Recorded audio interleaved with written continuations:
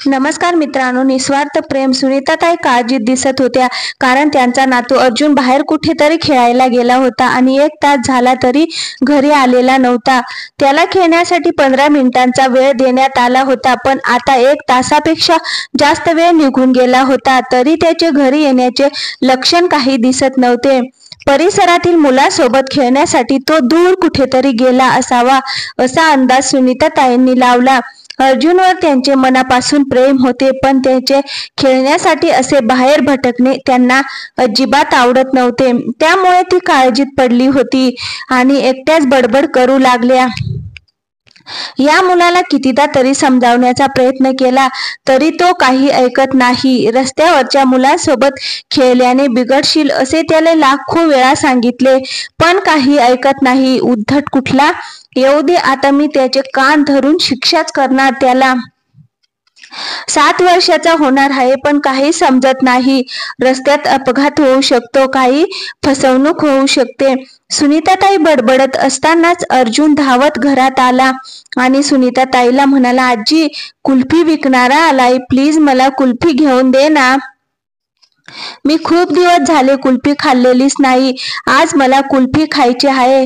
इकडे ये, मी तुला छान कुल्फी खाऊ घालते.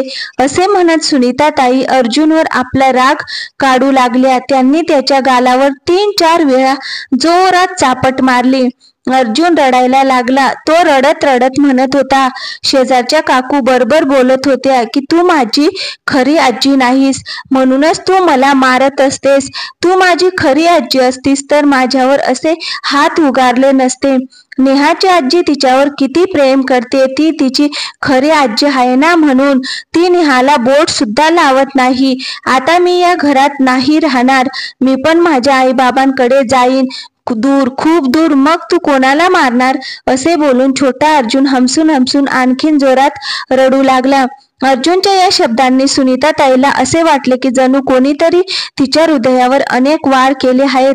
अचानक त्यांचे डोळे पाणावले. काही क्षणासाठी त्या कुठेतरी हरवल्या. त्यांचा भूतकाळ एखाद्या चित्रपटासारखा डोळ्यासमोर येऊ लागला.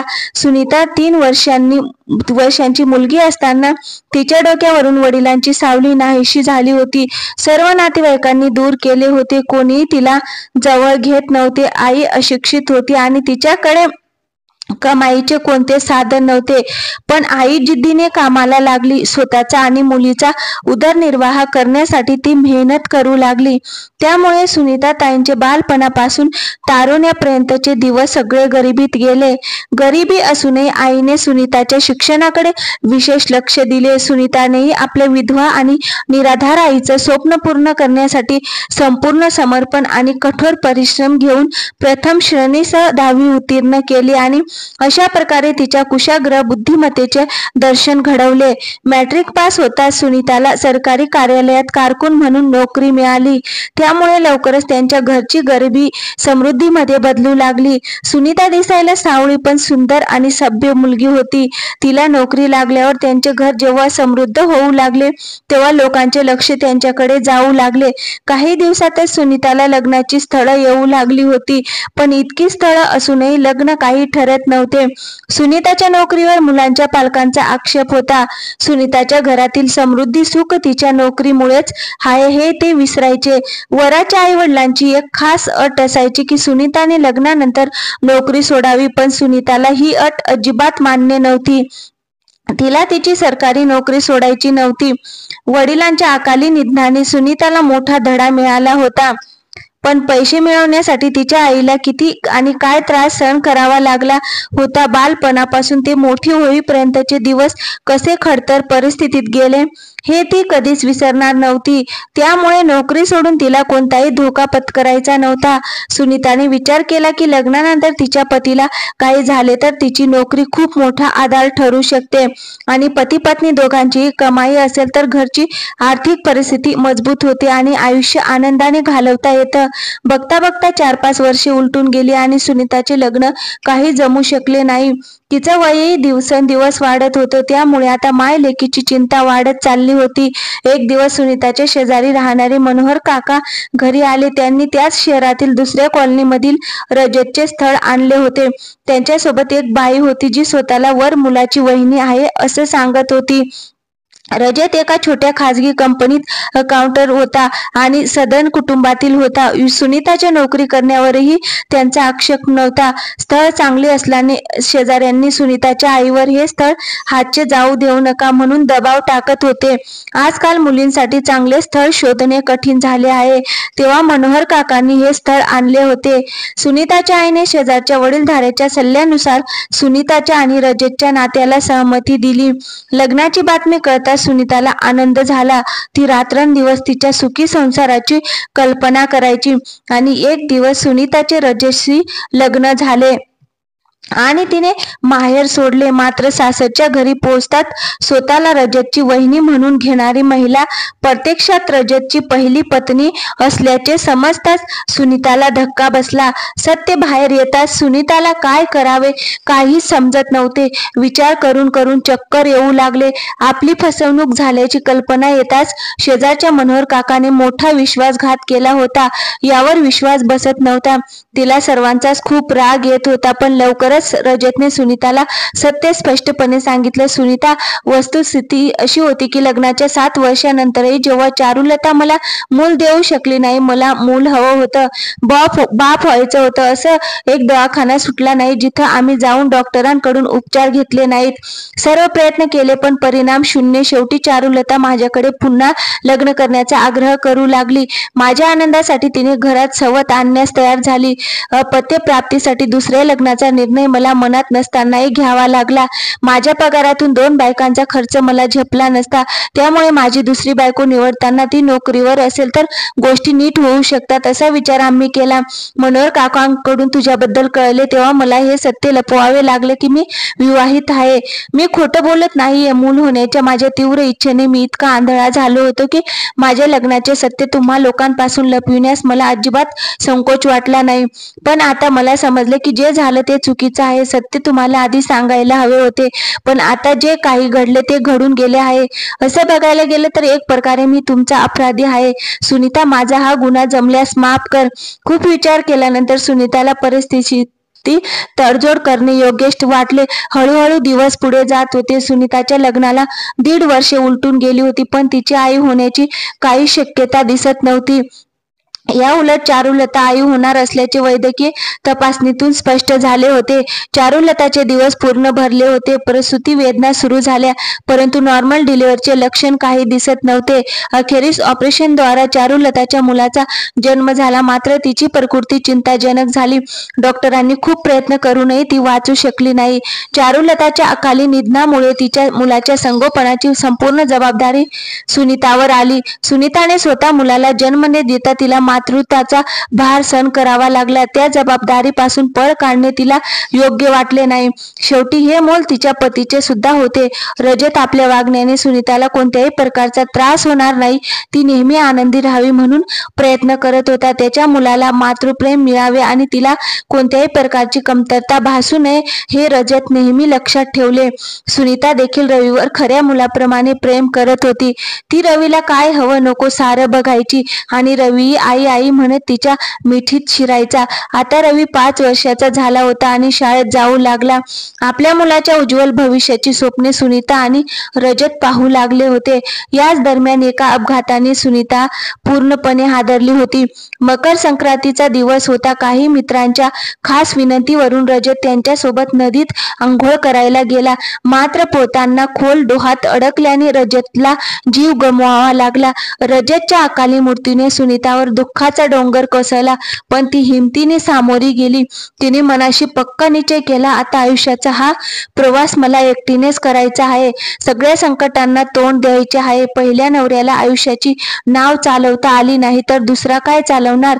नाही, मी तर इतर कोणत्याही व्यक्तीचा विचार करू शकत नाही. रवीच्या रूपात रजतची निशाणी आहे. त्याचे काय होणार? त्याला कोण स्वीकारणार? तो अनाथ मुलासारखा भटकत राहील. त्याचे भविष्य अंधकारमय असेल. माझ्याशिवाय त्याचा सांभाळ कोणीच करणार नाही. त्याचे आजी आजोबा आणि मामांपैकी कोणीही रवीला सांभाळायला तयार नव्हते. सर्व सुखाचे सोबती आहेत. मी रवीला बेवारस होऊ देणार नाही.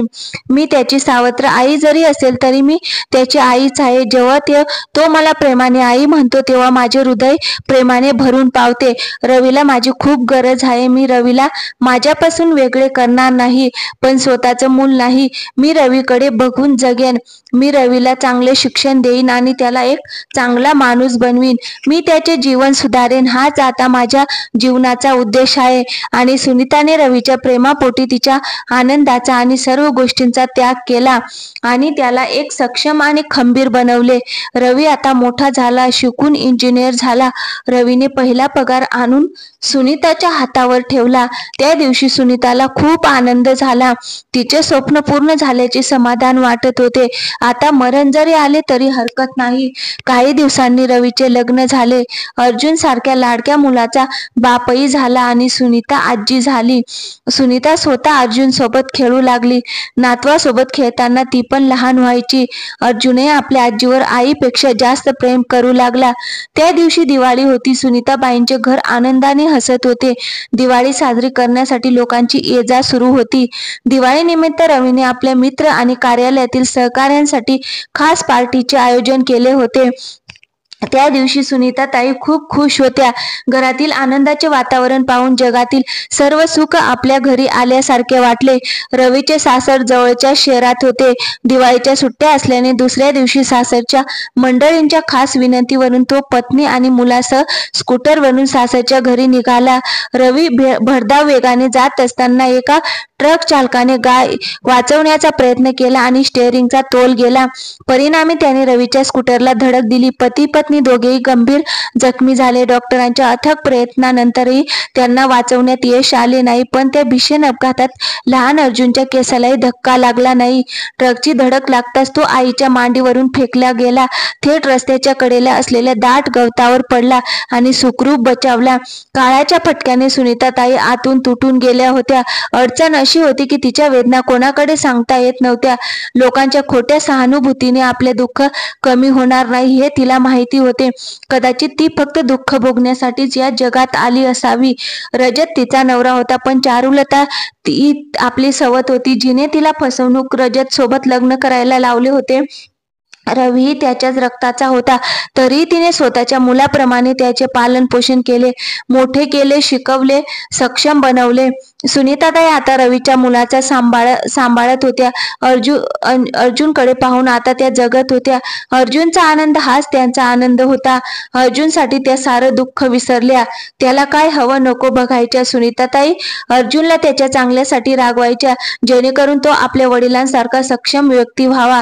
पण हे जगातले लोक जखमेवर मीठ चोळतात आणि निष्पाप अर्जुनच्या मनात आणि काही बिंबवतात की मी त्याची खरी आजी नाही. मी अर्जुनला कधीच परक मानलं नाही. कोणी काय पण म्हणू देत, मी अर्जुनचे भविष्य कधीच पणाला लावणार नाही, असा ठाम निश्चय करून आठवणींचे अश्रू पुसताना सुनीताताईंनी विचार केला, जगातील लोक मला सावत्र आजी मानत असतील तर मानू दे. शेवटी मी त्याची सावत्र आजी आहे. परंतु अर्जुनला सक्षम व्यक्ती बनवल्यानंतरच मी मरेन. अर्जुन जेव्हा समजूतदार होईल तेव्हा त्याला स्वभाव नक्कीच कळायला लागेल. लोकांनी रवीला सुद्धा माझ्या विरुद्ध भडकवले, पण रवीला माझ्या वागण्यातून थोडीशी शंका नव्हती की मी त्याची खरी आई नाही.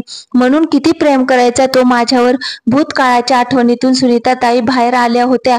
आता अर्जुनने रडणे बंद केले होते. त्याचा रागही शांत झाला होता. त्याने चोर नजरेने आजीकडे पाहिले. आजीचे लालबुंद डोळे आणि डोळ्यातले अश्रू पाहून तो सुनीताताई जवळ आला आणि म्हणाला, आजी, शेजारच्या काकू चांगले नाहीत. ती खोटे बोलते. तू माझी सावत्र आई नाहीस. तू तर माझी खरी आजी आहेस. नाहीतर तू मला रडताना पाहून रडली नसतीस. आजी, मला माहिती आहे तुला खूप भूक लागली आहे. ठीक आहे, आधी तू जेव, मीही तुझ्या सोबत जेवण करतो. अर्जुनच्या निरागस बोलण्यावर सुनीताताई हसली आणि म्हणाली, तू खूप हुशार आहेस. सरळ का सांगत नाहीस की जेवण मला नाही, तुला हवं आहे? ठीक आहे आजी, मला भूक लागली आहे, लवकर जेवण दे ना. ठीक आहे देते, पण आधी मला वचन द्यावे लागेल की तू यापुढे तुझ्या आई बाबांकडे जाण्याबद्दल बोलणार नाहीस. ठीक आहे, कान धरतो. मी वचन देतो की मी माझ्या आई बाबांकडे जाण्याबद्दल कधीही बोलणार नाही. आता खुश ना? सुनीता ताईला अर्जुन बद्दल खूप प्रेम वाटले. त्यांनी ताबडतोब अर्जुनला जवळ ओढले आणि घट्ट मिठी मारली. आता तिला कळले होते, जगाला माझं दुःख कळो किंवा न कळो, पण अर्जुनला माझं दुःख कळायला लागलंय. आणि सुनीताताई डोळ्यात आनंद दृश्य होते. तर मित्रांनो, कशी वाटली